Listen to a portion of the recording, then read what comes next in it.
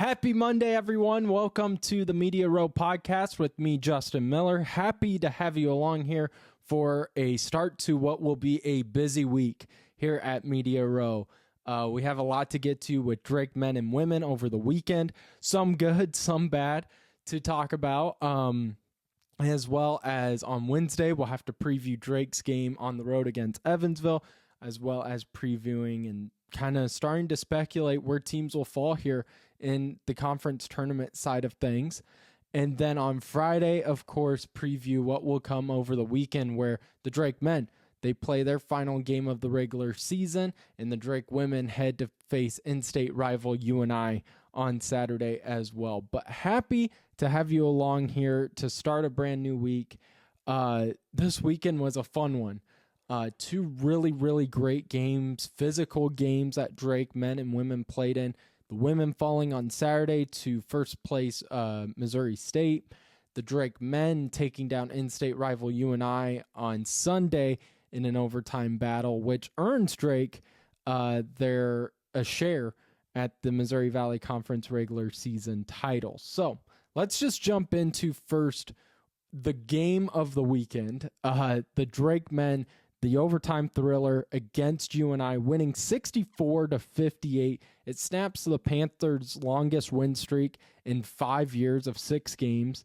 There was 12 ties, 10 lead changes, and a ref show.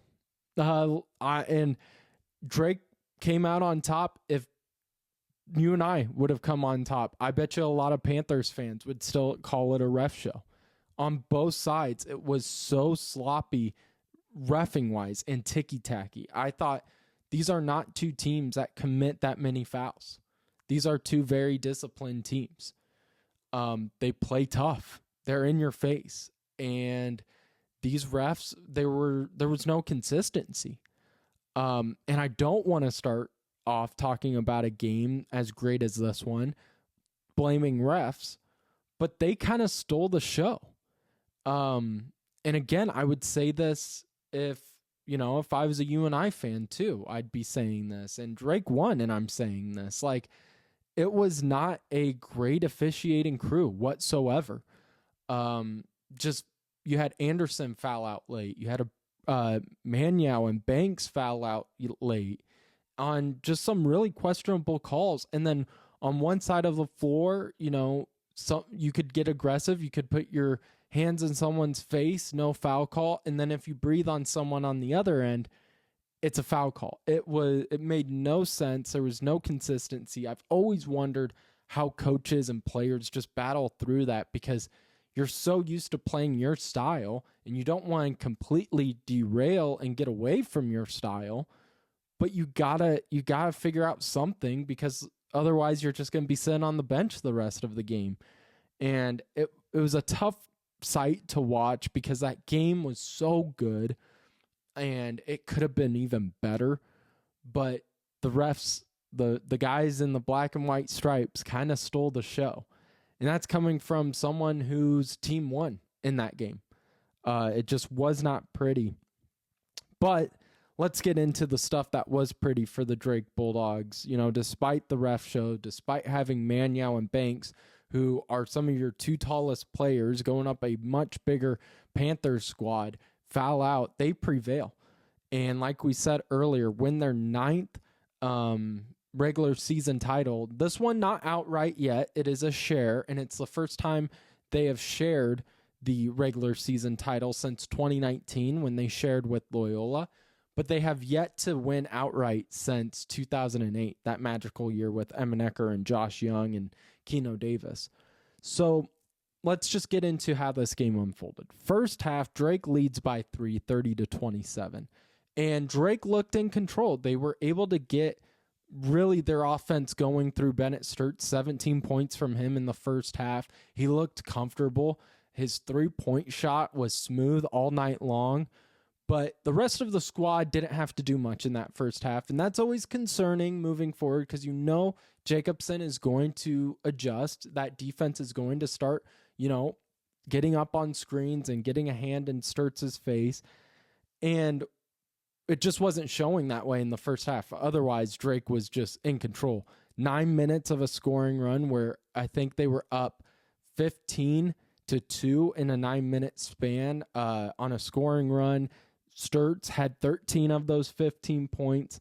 But the Panthers slowly chipped away, as they do, as a good team will adjust and do. And they started with their star player in Titan Anderson, who put up 11 points in that first half after a really slow start in the first half. For the first 10 minutes, Anderson couldn't do much. I was very impressed with how well Maniau, Abreu, and Banks were dealing with the size advantage that the Panthers had. They weren't fouling as egregiously as we saw happen in the second half. They were boxing out very efficiently, getting on the boards, and just simply making shots difficult for guys like Jacob Hudson and Titan Anderson in the paint. But Anderson, as a great player will, figured it out. And towards the end there, they chipped away and they creeped back, forcing Drake to go on a 3-minute scoring drought and kind of setting up for what would happen in the second half of if Sturts isn't able to get a shot, there wasn't really anyone else on this Drake team that day to really take over. And so we go into the second half and the script flips and you start seeing the Panthers. They start looking like they're the team in control. They're making things so uncomfortable for Drake, mostly plugging driving lanes.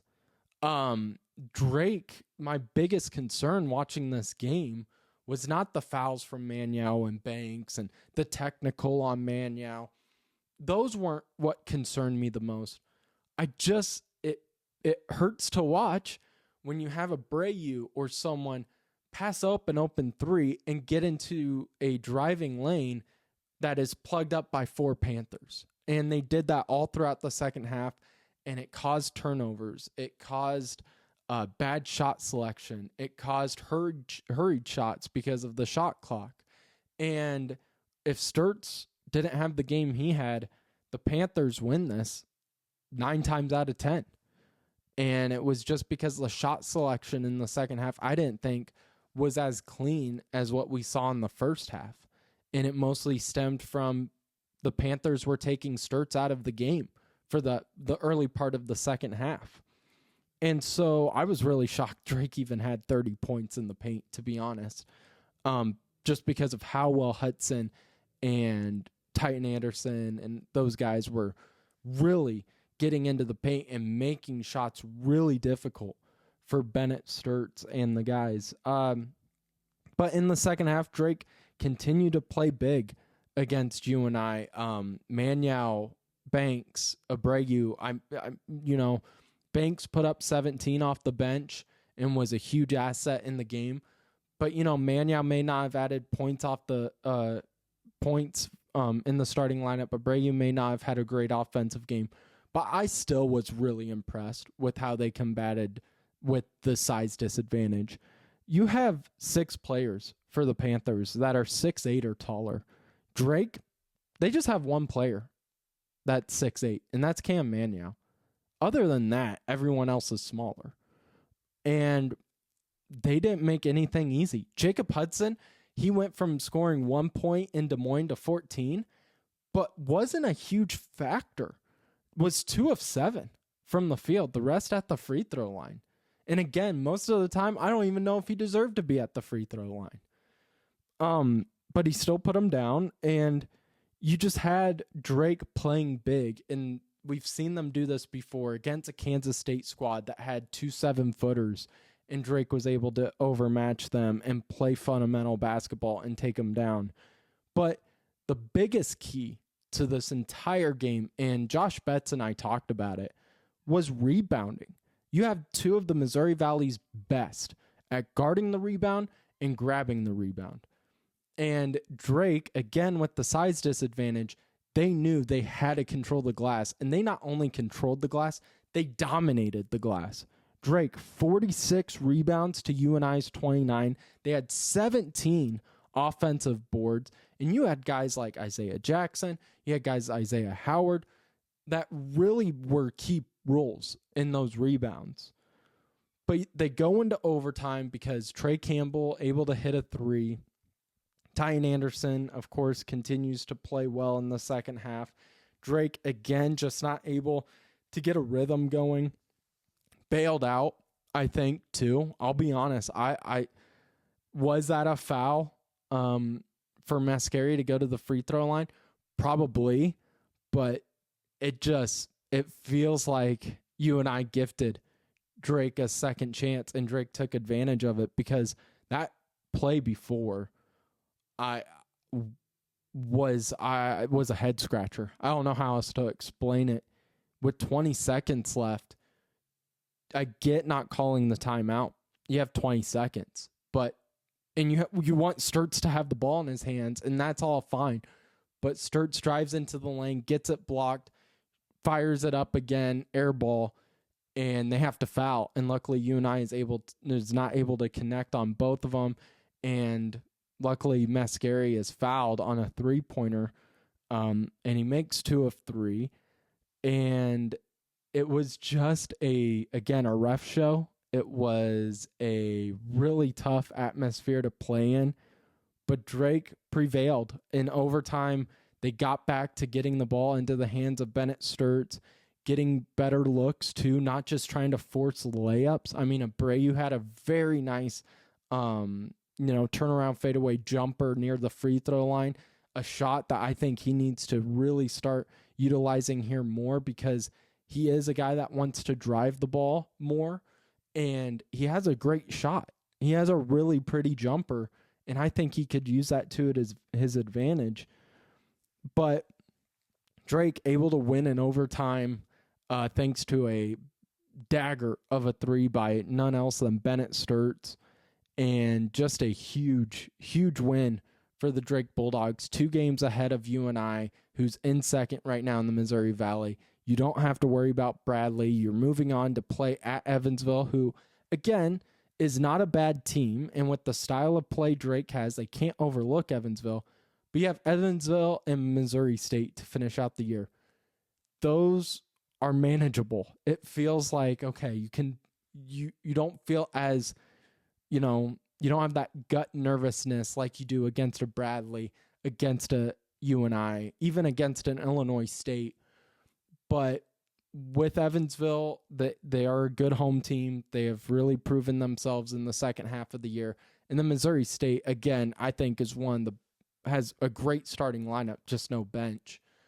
For UNI, on the other hand, they have Bradley to go through and Murray State still. So just a tough kind of stretch to finish the season for the UNI Panthers. But Drake, 2 games ahead of UNI, a game and a half over Bradley. Just going to be a really fun race to the finish line in the regular season. But while we have, the ref show and fouls, technicals, concerns, all that stuff in that Drake game, highs of winning a regular season title, or at least a share, I think what that game proved was that Iowa is home to the 2 best players in the Missouri Valley. And I'm talking about Bennett Sturtz and Tyne Anderson. Bennett Sturtz, 26 points, 10 rebounds, 9 of 21 shooting, 5 of 9 from deep.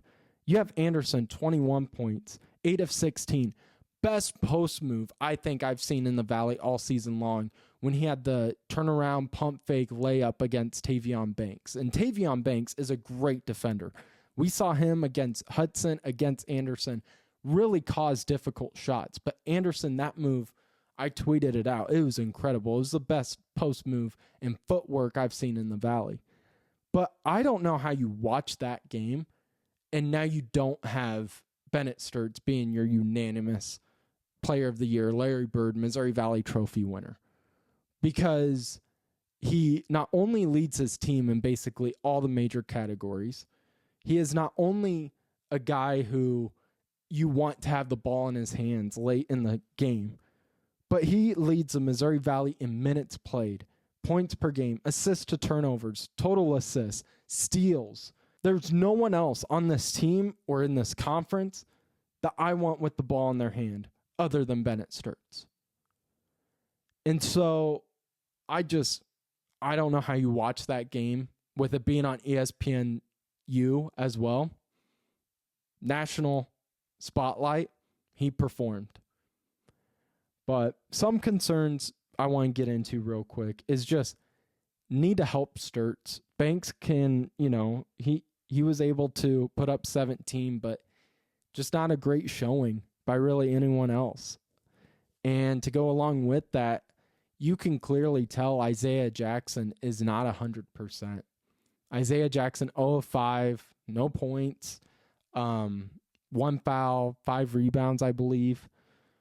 Just, he is a good player, but watching him, and I've had this feeling kind of all season, and don't, fix anything that's not broke. They're continuing to win. They just have earned themselves a share of a regular season title. I totally understand that.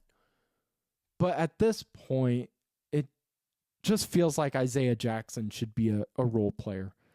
It feels like you should put in, Howard, Combs at that guard position.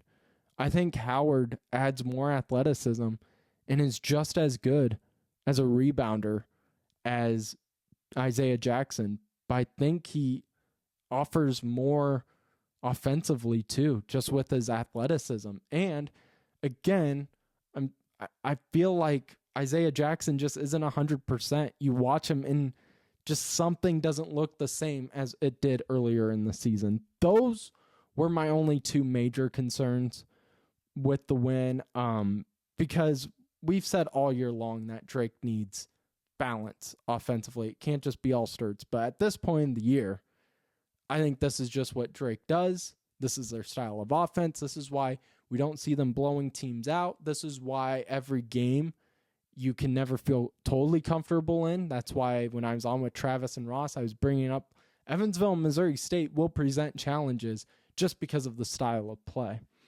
But Drake wins 64-58, snaps UNI's longest win streak in 5 years, and earns themselves a share of their 9th regular season title. Drake still looking to win 3 straight in the Missouri Valley Conference tournament, which will happen now, I think, in 10 days. Yeah, we're about 10 days away from going to St. Louis, which hopefully see a bunch of you there. I'll be there, so I'll make sure if I see some of you that I recognize to stop by and say hi. If we haven't met, make sure to stop by and say hi as well. By the way, I always put this at the end of the video, but I wanted to make sure I start saying it in the video as well. All these images are by Devin, who does DKG Images. Make sure to follow him on Twitter. Just a great Drake fan, someone who is a great photographer. You're seeing all of his work on my show. He's been grateful enough to allow me to use his photos. And just make sure to follow him. Give him the love, because, my podcast wouldn't look nearly as good if he wasn't to allow me to use those photos. So thank you to Devin. Go follow him at DKG Images. Moving on to the game on Saturday.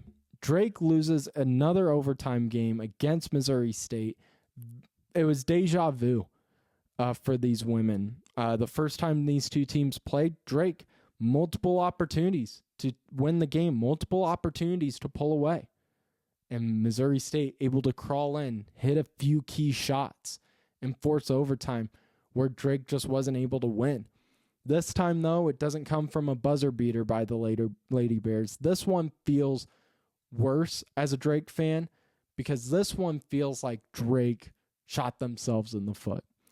Drake led by as much as 14 in this game, but with poor clock management, missed free throws, bad late turnovers, it just cost them. Drake, 21 team turnovers against a really good Missouri State squad. I understand that. But 21 is way too many. They were out-rebounded. And the bench, no one really showed up from the bench. Drake was outscored 29-2, which is another rare sight because Drake has so many good role players. And in the game we saw prior to this, Drake was funneling through. They were getting players involved early. And just did not happen in that game against Missouri State. But what did happen is, while we were talking about Bennett Sturtz, easily propelled himself into Player of the Year conversations. for a conference player of the year. Katie Dennebier may have propelled herself into national player of the year status. And that's not hyperbole. I know there's people going to be like, she plays for Drake. Who do they play? It doesn't matter who you play if you're putting up these numbers. She is something else. And on her senior day, she goes out there and does everything she could in the second half. She only had 4 points in the first half. Missouri State was really frustrating her. And that's something she said in the post-game press conference, was that she was getting frustrated with the physicality that the Bears were having on her. But in the second half, she put it behind her, and she just went out there and dominated, understood that points needed to be on the board, scored 29 of Drake's final 31 points, and just responded to the physicality of Missouri State and didn't get in her head like you were seeing in the first half. Drake, also, you have a great head coach in Pullman who put her star player in positions to be effective, getting better screens, getting better plays involved to get her to the hoop, get her downhill. And that's what Dennebier did, and nearly wins this game single-handedly for the Drake Bulldogs. Had a great look right before overtime where she had a left-handed layup that hit about every part of the rim, just did not fall, and just went into overtime, and Missouri State took over.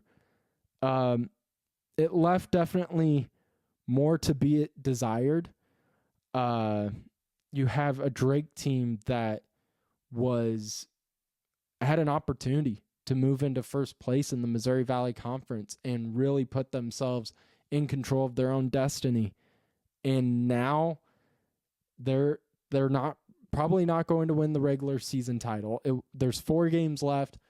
A lot can happen, I understand that, but this Missouri State squad is so good that I just see Missouri State going through their final 4 games and really putting pressure on Drake to wrap up their regular season as well. And Drake, they face UNI on Saturday, and UNI really took Missouri State to the wire as well, nearly beating them too. So it leaves, kind of more to be desired. But talking to Katie Dennebier after the game, this is kind of what she had to say about moving forward. And I love her response. I think it's just another game. It's another game, and that's the best thing about our conference is anyone can win the conference tournament. It doesn't really matter what seed you are, and I think that gives us a lot of hope for the future. We played a great game tonight, and I think we'll continue to just get better and learn from this. So Katie Dennebier is someone I've always admired, and I put out this tweet of her leadership is one of the biggest keys to why Drake has been so successful for such a long time, for all of her 4 years. It's because of comments like that, of putting it behind you, but also understanding that you're still pissed off and you want another chance. And by saying earlier that, they were going to take down Missouri State in the tournament when it matters, that's the kind of leader you want. She's not being disrespectful to Missouri State. She's not complaining about the coaches or about the refs. And she could have. We asked her, Tommy Birch from the Des Moines Register, and I asked her after the game, kind of just respond to the physicality. And she goes, that's just the type of defense they play, and we have to adjust to it. And she had, as she's explaining this, she's surrounded by cuts and bruises. She even mentions, and you can see it in the video, she has a goose egg growing on her eyebrow because she was hitting the floor time and time again. And sure, did I have issues with the refs? I did, on both sides. It was very similar to my feelings with the Drake UNI men's game, of just no consistency. You don't know what's a foul, what's not a foul. And then just with the women's game, just you had stuff where needed review that didn't need review, and you had stuff that needed to get reviewed that they didn't even look at. One of the things I'm talking about is you had Anna Miller catch an elbow to the jaw, and they kind of just blow it off. But you had Missouri State go and dive for a loose ball, great hustle, not able to save it, clearly out on Missouri State because she just threw it up in the air and it lands out of bounds. Should be an easy call. The ref who is standing there watching that happen, whistle Missouri State's ball. And everyone in the crowd, I remember tapping Tommy and being like, how does that even happen? I don't even know how the ref that close. And then they go to the board and they have to review it. And they finally made the right call, but it was just another ref show. It was brutal. Someone was going to get hurt. And there was calls where, you had fans arguing for fouls. You always are going to have that with a home atmosphere. And I, despite me having Drake stuff hung up, I've explained this before. I try to watch these games as a person in the middle, as I'm not a Drake fan. I don't even wear Drake gear to the games. I try to not even wear blue to the games. But you had moments where, like a jump ball, that I agree, jump ball should be Missouri State's, but you got to blow the whistle sooner. You can't have Anna Miller and 3 Missouri State Lady Bears on the floor acting like it's a fumble in an NFL wildcard game. The ref show was brutal, but as I got on my tangent there, you had Katie who didn't go on a tangent. You had Katie focused on the future. And that's what gives me so much confidence as to why this team is going to be so special and why this team is going to find success. And they've responded to losses greatly. After that 3-game losing streak, they hadn't lost until this weekend. She is someone I admire. All the seniors I admire. You have Ashley Imes, who has just been a great role player and someone who's a great ambassador for the Drake Bulldog women's basketball team. Going to hospitals and children's hospitals, you see those videos, and someone who just looks like she's truly in love with Des Moines in the community. Love that. Courtney Becker, again, just someone who has been around here for 5 years and most consecutive games with 156 played, and someone who may have scored 1,000 points but doesn't care about her individual stats, is more propelled by her teammates and her coaches. And then Anna Miller, one of the best defensive players I've ever seen at Drake. Her post moves have gotten better year after year. Now she's adding a 3-point jumper this year, and it's been crucial to the success. She continues to grow. And then finally, Katie Dinnebier. There's not enough you can say about Katie. Someone who has legit, I think, WNBA potential. I think her defense continues to get better year after year. She's putting up National Player of the Year numbers. She is someone who is a great leader, someone who you just watch them play the game, and not to be that old head, but plays it the right way. Just doesn't complain, plays hard, plays till the end of the whistle, and really, while she does put up 33 points, she doesn't care about her points either. She's not a ball hog. She had 4 in the first half and was just as excited when Anna Miller hit a 3 as when she was. Now, when she hit her first 3 of the game, did there seem like there's a little sigh of relief after a tough first half? Yeah, there was. But that's human nature. I think she's been incredible.